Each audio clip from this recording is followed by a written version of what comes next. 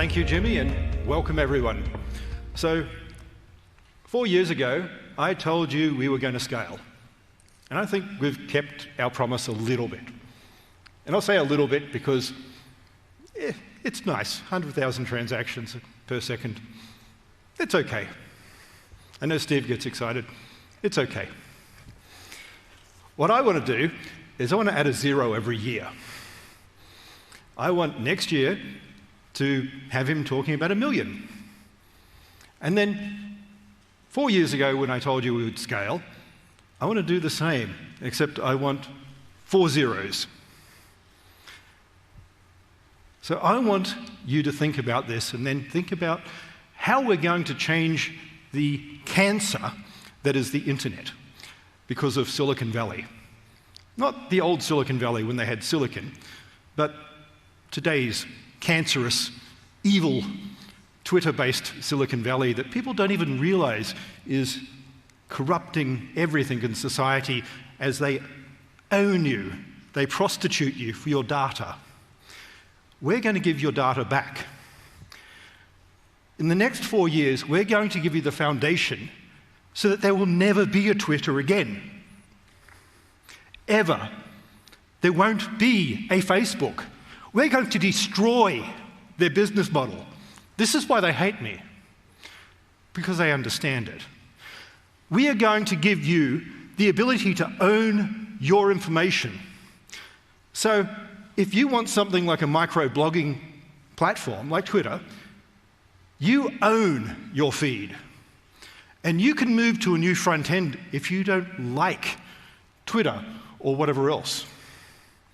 If you don't like the guys who aren't giving you fast enough access, who aren't filtering the trolls, who aren't doing whatever you want to have access for, whether it's free or paid, selling your information or anything else, then you choose to move and your data stays with you. So we're going to start building this out as what some people call the distributed fractal database. In the white paper, I talked about the ability for SPV and pruning. That goes far beyond user level.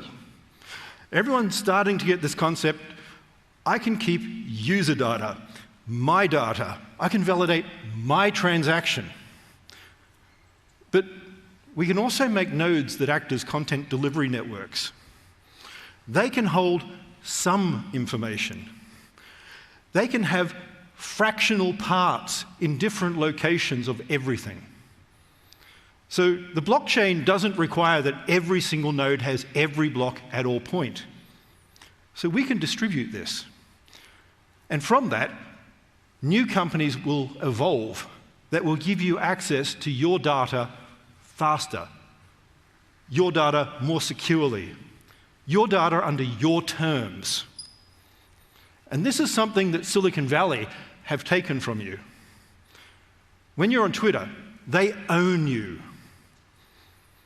When you're on Google, they own you. You are their slave. They want you to feel empowered because you're not. So we're going to help you build systems that will map and index all of this information so that we can start building bigger and better things. So we have, not infinitely, but unbounded. I don't like the word infinite personally because I don't believe in it.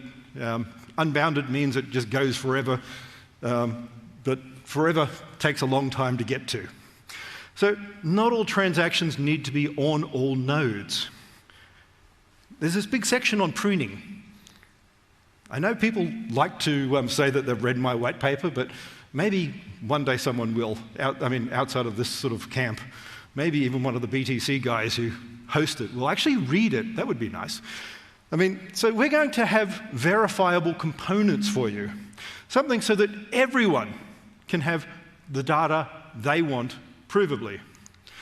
We're going to allow you to basically have sections of your own in different areas for different corporations, all securely managed. Bringing back some old technologies that people have forgotten about, such as broadcast encryption. but done in a better way with better keys, better structures, not the horrible things that we had from the 80s and 90s for satellite television to stop people stealing a free broadcast, but ways of actually transmitting data across to many people. Multicast transmissions in edge networks so that we can have Internet of Things devices that receive transactions and are monitored and controlled, but nobody knows where they are. They won't have an IP address in the traditional sense. They will just watch. They can actually be passive, and they can take passive controls and only connect to the network properly rather than just sniffing like a sniffer on an Ethernet network in the background when they want to send a transaction and then disappear again. This will enable completely, utterly secure transmissions. Yes, I can see people with funny-looking faces, and we used to do this in the old days. You would sit there with TCP dump, and you would sit there watching for commands. We're going to do it again. We're going to bring back some of these old things that work. So we're going to allow you to have different layers of data. And as we get in the next 4 years, and give Steve lots more work, another 10,000 times what we're already getting to, and he loves it, we're going to need to store all this. And all these horrible servers that I used to play with in the past that Stefan sold off on me, or dumped half of them, I think, we're going to build better versions of that. Not just a single node, but interconnected, parallelized systems that enable processing of individual sections of data. We won't have problems with the hash rate costing a lot of money because we'll be able to build it anywhere that's efficient. The whole nature of the double hashing system of Bitcoin allows us to actually put everything where it's most efficient.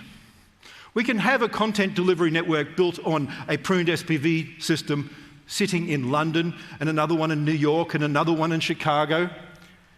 And separately, miners could have hash farms where they have, in the middle of Sahara, lots and lots of solar panels, where they could have wave machines, where they could have hydrogen sort of power from thermal energy. All of this then sold, because you don't need to put the electricity where it's least efficient, where it's not needed. With Bitcoin, we can put it wherever it's most efficient in the world. And we can take all of that wasted geothermal energy, and there's lots of that, and we can take the wasted wind power. When I went up to Scotland to look at these things earlier in the year, probably 1/3 of the windmills were actually going. We can take them 24/7 and use their power so that they're actually efficient. And the reason we don't have a lot of these alternatives right now is there's not an efficiency of scale. We can do things like actually creating a hydrogen economy, like some people don't like, but by the way, it actually does work. And the day after Mr. Musk said it will never work, Toyota released one. Sorry, but no one seems to notice these things. So if you own your own data and you can shard it across multiple nodes, and you can control it, and you can move from server to server, you have your own digital sovereignty. You have your own information. You own and control it now. And we can do this securely. If you don't like Twitter, leave and take all your data, all your friends, all your connectivity, and tell them where to stick it. That simple. And guess what?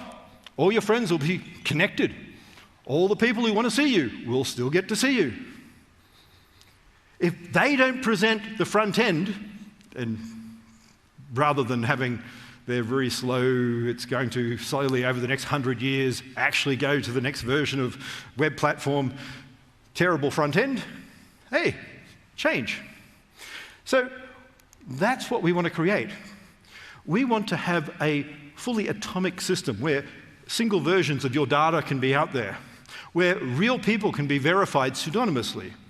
So One of the bits we can start doing with this is, if you're on a platform where you don't want people to know who you are, but you want to prove that you're real and that you live in London and ... you can.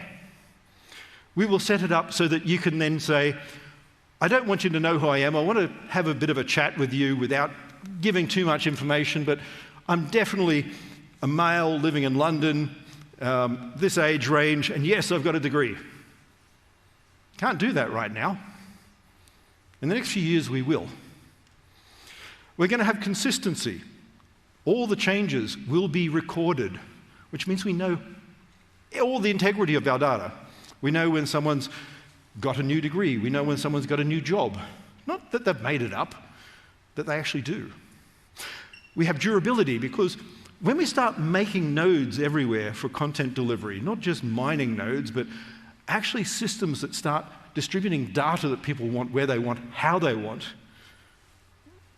it really makes it difficult to attack the network. When we have IoT devices that don't even act on the network, they just watch, and they use covert channels, and all these things the bad guys used to use, that I used to do work on, we can use them for good. We're going to take their technology and we're going to make it work for us. And we're going to make it harder for them to do wrong things. So we're going to make computational queries that you can basically outsource, that you can sell.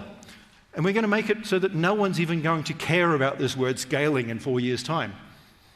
Because once we get to this point, and we are going to scale at this rate, who cares? When we're at the point where we start going 1 billion transactions, 1 trillion transactions, people will be going, that's boring. We're not using it. Who cares? And once they don't care, perfect.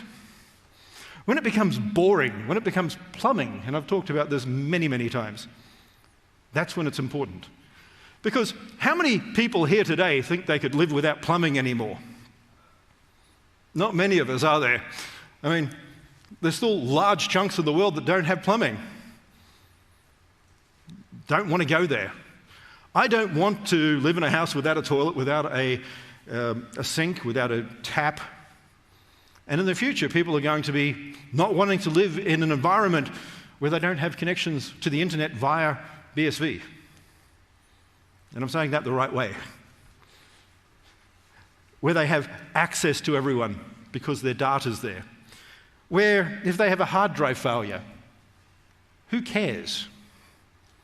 Where they have recovery of data.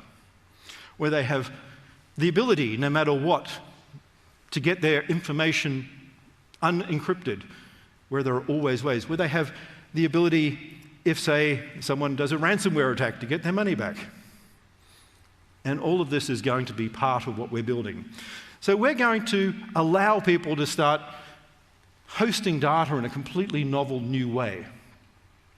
Not the way that you see it now, not, as I've said, the Silicon Valley, we're going to own everything, sell you to advertising, basically bend you over the barrel and have our way with you.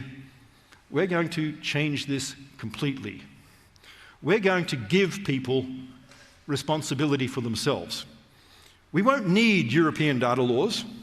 We won't need GDPR. I sat through a course on that just the other day. There are better ways of doing this. If people own their data, not the tech companies, you, then it's up to you to decide if you want to hand it to another person. You get to have a little bit of responsibility. Unlike many in Silicon Valley who want to paternalize everything and keep you children, I want to see you all grow up to be adults, where you take responsibility for your lives. So the Bitcoin blockchain is going to grow. We're going to start building systems in the next few years, starting now that we've scaled, where we do the equivalent of SQL, the equivalent of NoSQL, Cassandra. We're going to map all these different indexed links to data